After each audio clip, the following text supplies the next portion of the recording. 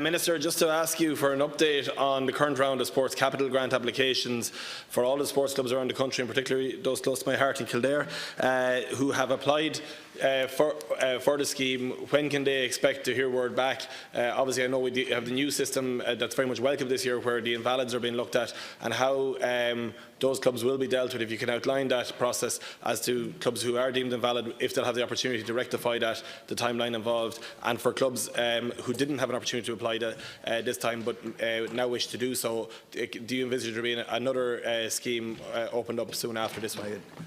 Minister Griffin. Could I thank Deputy Heydon for his interest in this subject, as always, and thank him for his constant interaction with me on the Sports Capital Programme. The Sports Capital Programme is the primary vehicle for government support for the development of sports and physical recreation facilities and the purchase of non-personal sports equipment throughout the country. Over the years, the programme has transformed the sporting landscape of the country with new and improved facilities and equipment in practically every community. The 2018 round of the Sports Capital Programme closed for applications in October, with a record 2,337 applications submitted, seeking a total of €162 million in funding. 186 of these applications were for projects that were deemed invalid under the 2017 round of the programme that subsequently submitted corrected documents. These applications were assessed first, and approximately €7 million in allocations to 170 projects were announced on the 17th of January. And that, Deputy, is something that you sought as well as others, and that I think is something that was very well received by those applicants who would otherwise still be waiting for funding, and it's something we were glad to facilitate. Work is now underway in assessing the new 2018 applications.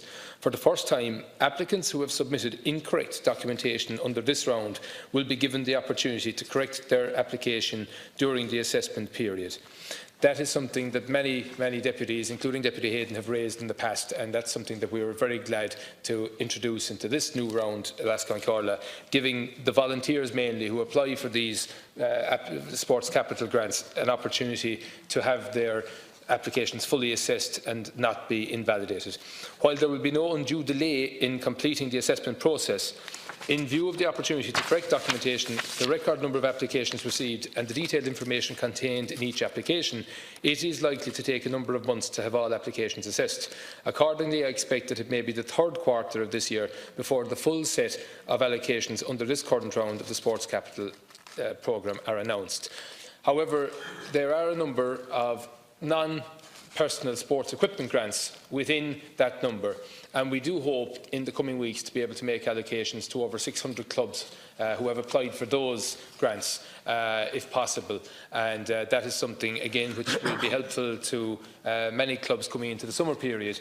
And in answer to the final aspect of Deputy Heydon's question, as soon as we make the final allocations in the autumn time, hopefully, under the 2018 round, we will carry out a full review of the 2018 round of the programme with a view to initiating the opening of the next round of the Sports Capital Programme, hopefully before the end of the year. Deputy Heydon. Thank the Minister for his response and for having an open door in relation to feedback from us in relation to how the scheme has worked and ways it can be improved, and definitely given an opportunity to those volunteers who've who've put forward the application and for some reason it was invalid, giving them an opportunity to rectify that is really important. So can you just clarify, Minister, how that will actually work? Will all clubs receive a letter to say whether they were valid or invalid, or is it only a club that had a problem with validity that will get a letter? How much time, when will those letters do you envisage start to issue? How much time will they have to rectify that issue? Obviously, if it's a title deed issue, I presume not all of them will be able to be rectified, but I presume the clubs will be given an opportunity to do so. And I note then that you say it will be the third quarter of this year before we have the final decision. You might just expand for us exactly the grants that you think you might be able to allocate earlier. Is it purely for equipment as opposed to infrastructural projects? And you're saying you believe that those maybe be allocated in the next month or two? I get the Minister. Yes, so we have, of the total number of applications received, 635 of those were in respect of equipment only. So, for example, rowing clubs that may be looking for rowing boats, boxing clubs that may be looking for, punching bags, different things. You may also have GA clubs, soccer clubs that were looking for lawnmowers, gyms that are just looking for gym equipment. So those type of applications are what we would refer to as equipment-only applications. There are 635 of those. The total ask in respect of those 635, as far as I'm aware, is about €19 million value. And logistically, it will be possible for us to group those applications and have them in the next couple of weeks. So we hope to do that rather than those clubs having to wait with everybody else, because these are typically smaller applications. So we think that out of interest of trying to facilitate as many clubs as possible, as quickly as possible, we'll try to do that as soon as we can.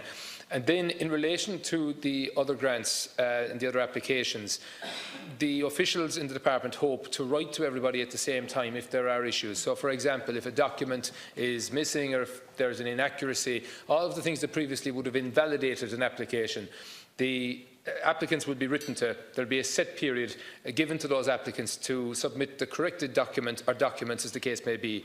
And after that, the officials will reassess the applications. If they are then invalid, well, there's no more we can do given the logistics involved. But if they're then valid, they will be assessed with everybody else. And then, as we said, the applications, we hope, will be eligible for allocation of funding in the autumn time. Final question.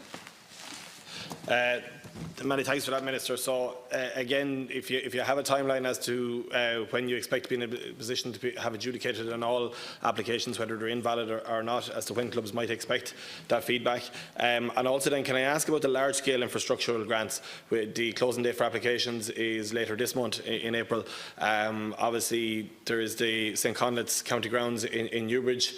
Newbridge or Nowhere is a place that became famous last year, and for very good reason, because the GAA didn't want us playing a very large championship game in our home ground. And the state of our stand in Newbridge is one that we're not proud of. We're very proud of our footballers and of our ladies footballers, camogie teams and hurling teams that play in St Conleth's Park, but our infrastructure could be much better. We need a large-scale infrastructural grant, as you're aware.